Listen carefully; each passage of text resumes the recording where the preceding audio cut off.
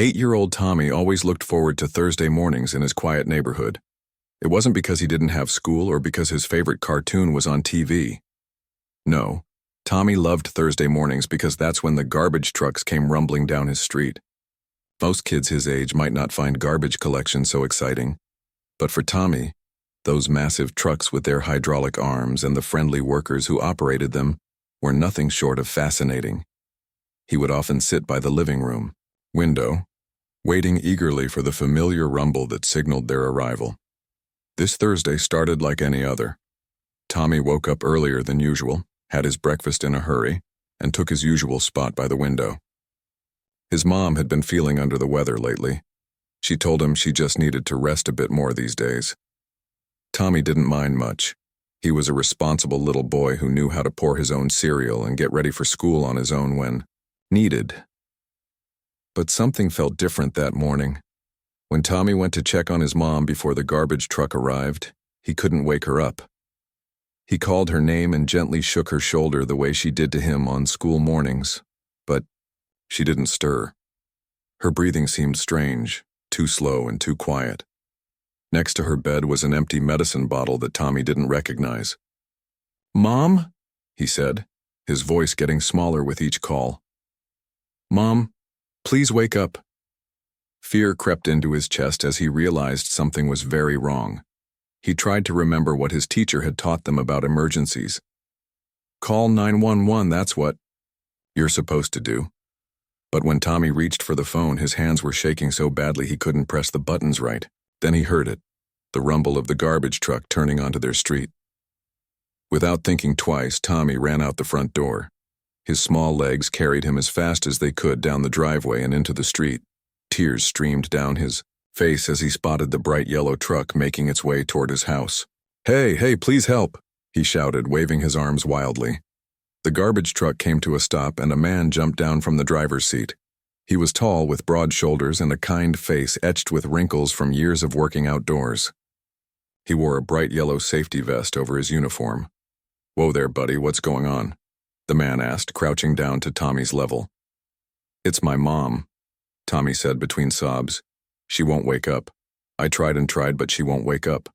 The garbage man's expression changed immediately. His face turned serious as he glanced toward Tommy's house. "Is anyone else home with you?" he asked. Tommy shook his head. "Just me and Mom. Please help her." The garbage man nodded and spoke quickly into his radio, telling someone named Dispatch that he needed to check on a resident. Then he took Tommy's small hand in his much larger one. "Show me where she is, buddy.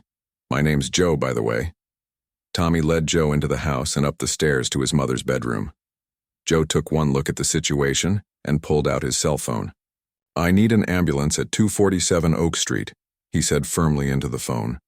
"Unconscious woman, approximately 30 years old, shallow breathing." He spotted the pill bottle and added, "Possible medication issue." Joe turned to Tommy with a reassuring smile that didn't quite reach his eyes. "Help is coming, buddy. You did the right thing." Within minutes, the sound of sirens filled the air. Tommy stood by the window, watching as an ambulance and a police car pulled up outside his house. He felt Joe's strong hand on his shoulder. "Your mom's going to get the help she needs now," Joe said. "You're a brave kid, you know that?" Tommy didn't feel brave. He felt scared and small and like he might cry again any second. But something about the way Joe said it made him stand a little straighter. Neither of them could have guessed that within minutes, those two emergency vehicles would multiply into a dozen, and the entire street would be locked down tight as a drum. Joe stood in the doorway of the bedroom, his large frame blocking Tommy's view as paramedics rushed in to help his mom. Tommy tried to peek around him, but Joe gently guided him back toward the hallway. "Let's give them some space to work, buddy," Joe said, his voice calm but firm. "They know what they're doing." Tommy's small hands were balled into fists, and he could feel his heart pounding in his chest like a drum. "Is my mom going to be okay?" he asked, looking up at Joe with wide, fearful eyes. Joe knelt down to Tommy's level, placing his hands on the boy's shoulders. "They're doing everything they can for her right now. You did exactly the right thing by getting help." From downstairs, they heard more people entering the house. Heavy footsteps moved across the floor and official-sounding voices called out to each other. A police officer appeared at the top of the stairs, her face serious but kind. "Hi there," she said to Tommy. "I'm Officer Chen. What's your name?" "Tommy," he answered quietly. "Tommy, is there someone we can call for you? Maybe a grandparent or an aunt or uncle?" Tommy thought about it for a moment. "My grandma. She lives a few streets away. Her number is on the fridge." Officer Chen nodded. "That's very helpful. I'll go call her right now." As she headed back downstairs, one of the paramedics stepped out of the bedroom. He spoke to Joe in a low voice, but Tommy caught words like overdose and breathing trouble. The paramedic glanced at Tommy and then whispered something else that made Joe's eyebrows raise in concern. "I need to stay with my mom," Tommy said, trying to get past Joe to the bedroom. "Hold on, buddy," Joe said gently. "The paramedics need to move her now. They're taking her to the hospital where doctors can help her better." Tommy watched as they wheeled his mom out on a stretcher. Her face was pale and she had a mask over her nose and mouth. Tubes ran from her arm to bags hanging from poles on the stretcher. Tommy had never seen his mom look so small and still. "Mom," he called out, his voice breaking. One of the paramedics paused. "She's stable for now, little man. We're taking good care of her." As they carried the stretcher downstairs, Tommy and Joe followed. Outside, Tommy was surprised to see that even more emergency vehicles had arrived. There were now 3 police cars, another ambulance, and a large red fire truck. Men in bulky suits that looked like something from a space movie were putting on masks and tanks. "What's happening?" Tommy asked, confusion mixing with his fear. Before Joe could answer, Officer Chen rushed over to them. "We need you both to come with me right now," she said urgently. "The fire department needs to check the house." "Check for what?" Joe asked. "They found some unusual containers in the kitchen with warning labels," Officer Chen explained. "Just to be safe, we're treating this as a possible hazardous material situation." Joe's face grew serious. "Could that be what made her sick?" Officer Chen nodded. "It's possible. That's why we need to be careful." She led them to an ambulance parked at the end of the driveway. "You both need to get checked out too, just to be safe." As they walked, Tommy noticed that police officers were stretching yellow tape across both ends of his street. Neighbors were coming out of their houses, watching with worried faces. Some were being told to go back inside. Others were being asked to move their cars. "Why is everyone blocking the street?" Tommy asked. "They're just being careful," Joe explained, his hand steady on Tommy's shoulder. "Sometimes, when there might be dangerous chemicals, they need to make sure everyone stays safe until they figure out what's going on." In the ambulance, a friendly paramedic named Ben checked Tommy's breathing and heart rate. "You seem okay, but we'll keep an eye on you," he said with a smile. Through the open doors of the ambulance, Tommy could see more people in the special suits going into his house. He could also see his neighbors gathering in small groups, talking and pointing. "My grandma's going to be so worried," Tommy said quietly. "Officer Chen is bringing her here," Joe assured him. "You won't be alone." Tommy looked up at the garbage man who had stopped to help him. "Thank you for not leaving," he whispered. Joe's weathered face broke into a gentle smile. "Not a chance, buddy, not a chance." Tommy sat in the back of the ambulance, a blanket wrapped around his shoulders despite the warm morning. His legs dangled off the edge of the seat, not quite reaching the floor. Joe stayed beside him, his large frame making the ambulance seem smaller. "You doing okay, buddy?" Joe asked, noticing how Tommy kept staring at his house. Tommy nodded but didn't speak. His mind was racing with questions. Would his mom be all right? When could he go home? What were those people in the strange suits looking for? A familiar voice broke through his thoughts. "Tommy. Oh, Tommy." His grandmother came rushing toward the ambulance, her face tight with worry. Officer Chen was right behind her, trying to keep up. "Grandma!" Tommy jumped down and ran to her. She wrapped him in a tight hug, the familiar smell of her perfume making him feel safer instantly. "What happened? Where's your mother?"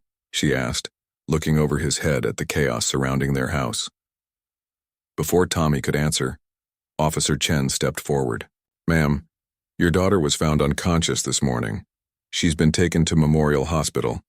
The paramedics said her condition is stable, but they're concerned about what might have caused it. Tommy's grandmother kept one arm firmly around his shoulders. And all this? She asked, gesturing at the emergency vehicles and the people in protective gear. They found some dangerous chemicals in the kitchen, Joe explained, stepping out of the ambulance. I'm Joe, by the way. I was collecting trash when Tommy came out for help. Tommy's grandmother reached out and squeezed Joe's hand. Thank you, she said, her voice thick with emotion. If you hadn't been there... Joe shook his head. Don't thank me. Your grandson is the real hero. He knew something was wrong and got help right away.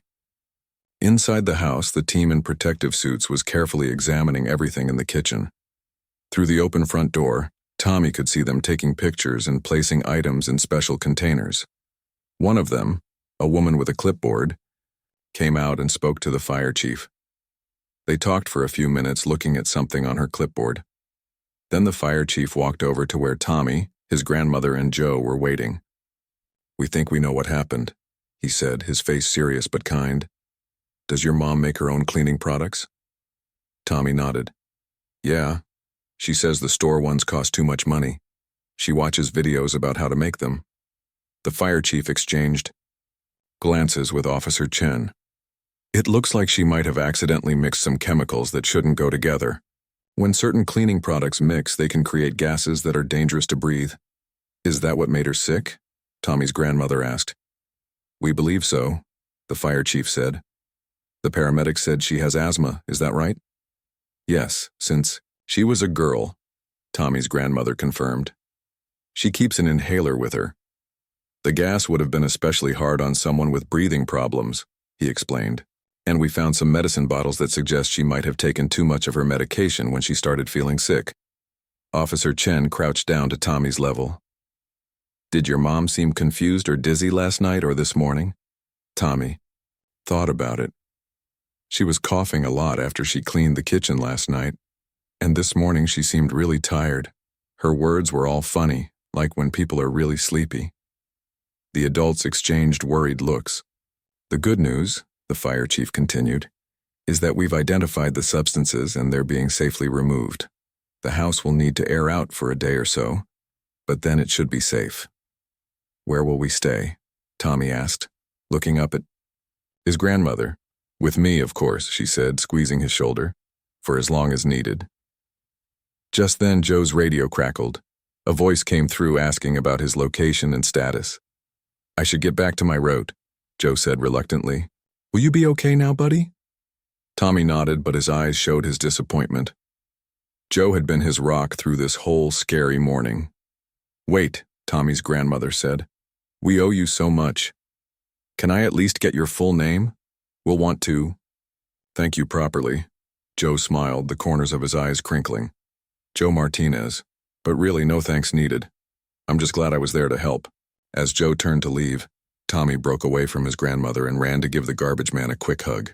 Joe seemed surprised for a moment, then gently patted Tommy's back. You take care of your mom and grandma, okay? Joe said softly. I will, Tommy promised, and I'll still wave to you every Thursday. Joe grinned and ruffled Tommy's hair before heading back to his truck. As he walked away, neither Joe nor Tommy realized that their connection was far from over. The events of this morning would ripple out to affect not just them, but the entire neighborhood in ways no one could predict. Tommy and his grandmother sat in the waiting room of Memorial Hospital, the steady beep of machines and hushed voices of nurses floating around them. The plastic chairs were uncomfortable, but Tommy didn't complain. His mind was focused on just one thing, his mom. When can we see her? He asked, for what felt like the 100th time. His grandmother patted his hand. Soon, honey. The doctors are still helping her. A doctor in light blue scrubs approached them, clipboard in hand. She had kind eyes and a gentle smile. Family of Lisa Wilson? She asked. Tommy's grandmother stood up quickly. Yes, that's us. I'm her mother, and this is her son, Tommy. How is she? The doctor sat down across from them. She's stable now. We've treated her for chemical inhalation and medication overdose. Her breathing has improved, but we'd like to keep her overnight for observation. Can we see her? Tommy asked again, his voice small. The doctor smiled at him. Yes, you can. She's a bit drowsy from the medication, but she's asking for you. They followed the doctor down a long hallway to a room where his mom lay in a hospital bed. She looked pale against the white sheets with a tube under her nose and another in her arm. When she saw Tommy, her eyes filled with tears and she reached out a hand. Tommy, she whispered. I'm so sorry, baby. Tommy ran to her side and carefully hugged her, mindful of the tubes. Are you going to be okay? She nodded, stroking his hair. Yes, thanks to you. The doctor said you saved my life by getting help so quickly. I didn't know what to do, Tommy admitted.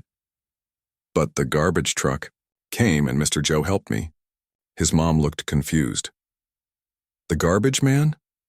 Tommy's grandmother explained everything that had happened, how Tommy had flagged down Joe, how the emergency teams had responded, and how they'd discovered the dangerous chemical mixture in the kitchen, the AA. Firefighters said you probably mixed some cleaning products that shouldn't go together, she finished.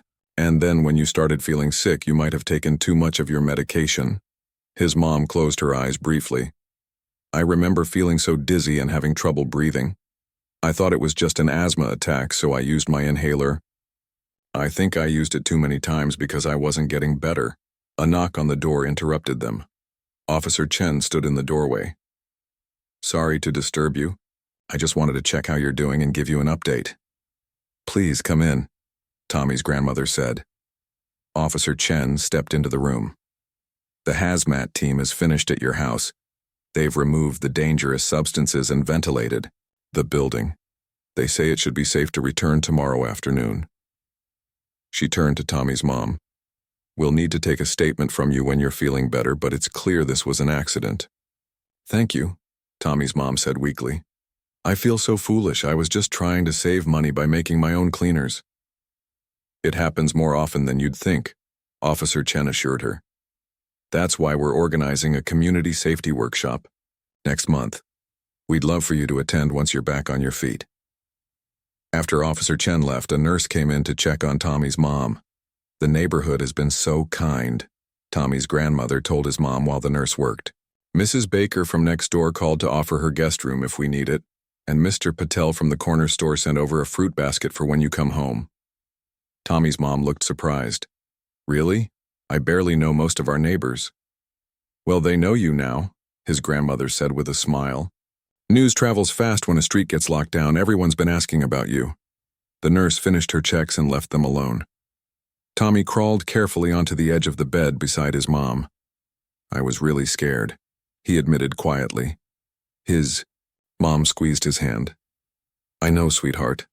I was scared too when I woke up here. But you were so brave and smart to get help. Tommy thought about Joe, wondering if he had finished his garbage route for the day. He hadn't known the garbage man's name until today, had never spoken to him before. Yet Joe had dropped everything to help a crying kid he didn't know. Do you think we could do something nice for Mr. Joe? Tommy asked suddenly. To say thank you.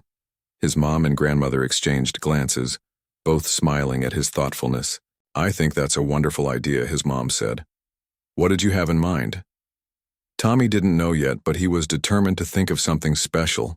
After all, not every hero wore a cape. Some of them wore bright yellow safety vests and drove garbage trucks. 3 days later, Tommy stood in the kitchen of their now safe home, carefully hanging a colorful handmade poster on the refrigerator. His mom watched from the table, still looking tired but much better than she had in the hospital.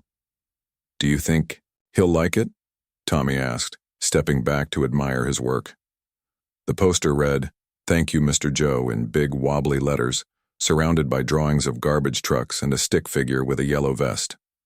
At the bottom, Tommy had written, You're my hero. He'll love it, his mom assured him. It's perfect. The doorbell rang and Tommy's face lit up. That must be him, his mom smiled. Remember, he might be shy about all this attention. Tommy raced to the front door and pulled it open. Joe stood on the porch, looking different in regular clothes. Instead of his work uniform, He held a small gift bag in one hand. "Mr. Joe," Tommy exclaimed. "You came." Joe grinned. "I said I would, didn't I? How are you doing, buddy?" "I'm good." Come in, come in. Mom's in the kitchen." Tommy grabbed Joe's hand and pulled him inside. In the kitchen, his mom stood up to greet them. "I can't thank you enough for what you did," she said, reaching out to shake Joe's hand. "If you hadn't been there..." Joe shook his head. Anyone would have done the same. Besides, Tommy did the hard part by knowing to get help. "We made you cookies," Tommy announced, pointing to a plate of slightly misshapen chocolate chip cookies on the table. "I helped mix the dough." "And I brought something for you," Joe said, handing the gift bag to Tommy. Inside was a small model garbage truck painted the same bright yellow as the real ones on their route. Tommy's eyes widened with delight. "Wow, this is so cool. Look, Mom." As they sat around the kitchen table eating cookies, the doorbell rang again. "That'll be Mrs. Baker from next door," Tommy's mom explained to Joe. "She's been bringing dinner over each night since we got home." More neighbors arrived throughout the afternoon. Mr. Patel from the corner store brought a tray of samosas. The elderly couple from across the street brought flowers. Even families Tommy had never spoken to before stopped by with cards and small gifts. "I've lived here 3 years," Tommy's mom said quietly to Joe as they watched Tommy showing his new truck to a neighbor's child. "I barely knew any of these people before." "Sometimes it takes something big to bring people together," Joe replied. "Though preferably not an emergency." Officer Chen arrived later with a folder of information. "These are safety sheets about household chemicals," she explained, "and information about the community workshop we're organizing." "I'd like to help with that," Tommy's mom said. "Maybe my experience can keep someone else from making the same mistake." As the afternoon went on, the small house filled with conversation and laughter. Tommy moved from group to group, proudly telling the story of how Joe had helped save his mom. Each time Joe tried to downplay his role, but Tommy wouldn't have it. "He's a real hero," Tommy insisted to anyone who would listen. Later, as people began to leave, the fire chief who had been at their house that first day pulled Joe aside. "The sanitation department is implementing a new training program based on what happened here," he told Joe. "Basic emergency response for all field workers. They want you to help develop it." Joe looked surprised. "Me? I'm just a garbage collector." "No," the fire chief said firmly. "You're exactly the kind of person we need. Someone who notices when things aren't right and steps up to help." As the last guests departed, Tommy's mom invited Joe to join them for Thursday dinner the following week. "It's the least we can do," she said. Joe smiled. "I'd like that." On the porch, Tommy gave Joe a big hug before he left. "See you Thursday," he said. "I'll still wave to your truck in the morning, too." "I'll be looking for you," Joe promised. As Joe walked down the driveway, he looked back at the house that had been the center of so much chaos just days before. Now it was filled with new connections and newfound community. Sometimes he thought good things could come from the most unexpected places, even from a little boy running out to a garbage truck desperate for help. 2 weeks later, Tommy sat in the front row of the community center, his legs swinging beneath his chair. His mom sat beside him, looking much healthier now. The room was packed with people from their neighborhood, some familiar faces and some Tommy had never seen before. At the front of the room stood Officer Chen, the fire chief, and Joe in his yellow safety vest. A large screen behind them showed pictures of common household products. "We're here today to talk about something really important," Officer Chen began. "Household safety might not sound exciting, but as we learned recently, it can be a matter of life and death." Tommy's mom squeezed his hand as the fire chief stepped forward. 2 weeks ago, we had a serious incident in our community," he said. "A simple mistake with cleaning products led to an emergency that affected an entire street." The fire chief gestured to Tommy's mom, who nodded in acknowledgement. There was no shame in her eyes now, only determination. "I'm going to ask Lisa and her son Tommy to share their experience," the fire chief continued. "And then Joe Martinez from the sanitation department will talk about the new emergency response training program he's helping to develop." Tommy's mom walked to the front of the room, bringing Tommy with her. She spoke clearly about what had happened, how she had tried to save money by making homemade cleaners, how she had accidentally mixed chemicals that created toxic fumes, and how her asthma had made the situation much worse. "I thought I was being smart by following recipes I found online," she explained. "But I didn't understand the dangers of mixing certain ingredients." When it was Tommy's turn to speak, he felt nervous with all those eyes on him, but he took a deep breath and told his story about waking up to find his mom unconscious and running out to get help from the garbage truck. "I was really scared," Tommy admitted, but Mr. Joe knew what to do. From the front row, an older woman called out, "That boy is a hero." People began to clap, and Tommy felt his face grow warm. When Joe took the microphone, he spoke about how important it was for everyone to look out for their neighbors. "Tommy didn't know me, but he trusted me to help," Joe said. "And now the sanitation department is training all of us to better respond to emergencies we might encounter on our routes." After the presentations, people gathered around tables where the fire department had set up displays showing which household products should never be mixed together. Tommy's mom stood by one table answering questions and sharing her experience with anyone who asked. "Your mom is very brave," Joe said, coming to stand beside Tommy. "Not everyone would be willing to talk about their mistakes to help others." Tommy nodded proudly. "She says if it helps even one person, it's worth feeling embarrassed." As the event wound down, Mr. Patel from the corner store approached them with a proposal. "I've been thinking," he said. "We should start a neighborhood watch program, not just for crime, but for safety and helping each other." The idea spread quickly. Through the room, people exchanged phone numbers and addresses, creating a contact list for the first time. A woman Tommy had never met offered to host the first neighborhood meeting at her house the following week. "I've lived here 5 years," she said, "and I barely know any of you. That needs to change." As they were leaving, the fire chief handed Joe an official-looking envelope. "What's this?" Joe asked, opening it. "A commendation from the mayor," the fire chief explained, "for your quick thinking and assistance during an emergency." Joe looked embarrassed. "I didn't do anything special."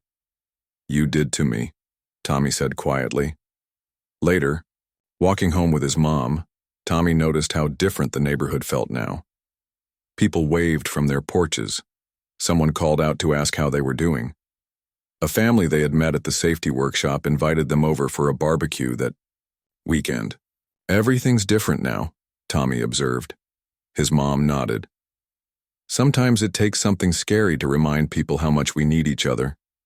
Tommy thought about Joe, who would still come by every Thursday in his garbage truck, but who was now also coming to their house for dinner once a week. He thought about all the new friends they had made and the neighborhood watch they were starting. "I think," Tommy said thoughtfully, "that good things can come from bad days." His mom wrapped an arm around his shoulders. "The very best things sometimes do."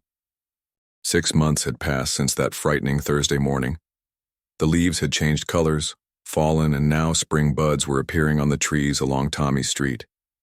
So much had changed in those 6 months, and yet Thursday mornings remained special for Tommy. He stood by the living room window, watching for the familiar yellow garbage truck. When he spotted it turning onto their street, he grabbed his backpack and called out to his mom, "Joe's coming. I'm going to wait outside." His mom looked up from packing his lunch. "Put your jacket on first. It's still chilly out there." Tommy slipped on his jacket and ran outside to wait at the end of the driveway. The garbage truck rumbled closer and he could see Joe waving from the driver's seat. The truck stopped in front of their house, and Joe hopped down with a big smile. "Morning, buddy. Ready for the big day?"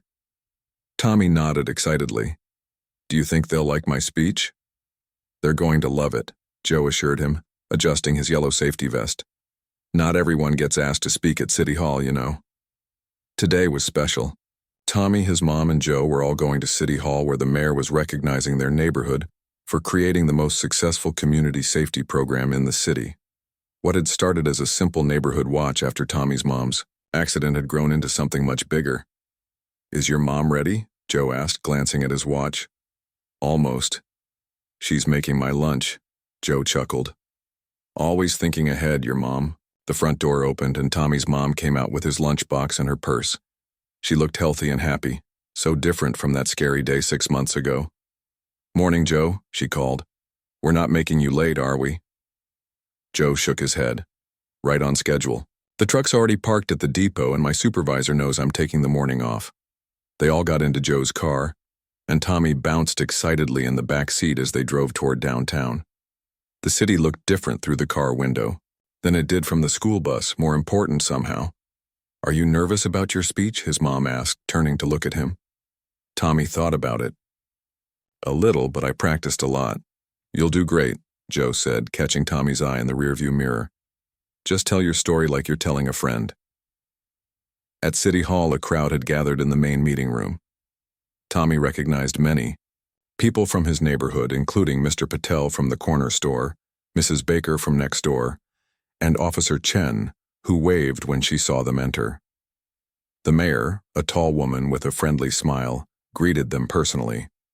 "You must be the famous Tommy I've heard so much about," she said, shaking his hand like he was a grown-up.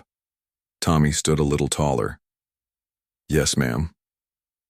When it was time for the ceremony to begin, the mayor spoke about how their neighborhood had turned a potentially tragic event into an opportunity to build a stronger community. She talked about the safety workshops that had spread to other neighborhoods, the emergency response training now required for all city workers, and the special app they had developed to help neighbors check on each other during emergencies. "And now," the mayor said, "I'd like to invite Tommy to come up and tell us how it all began."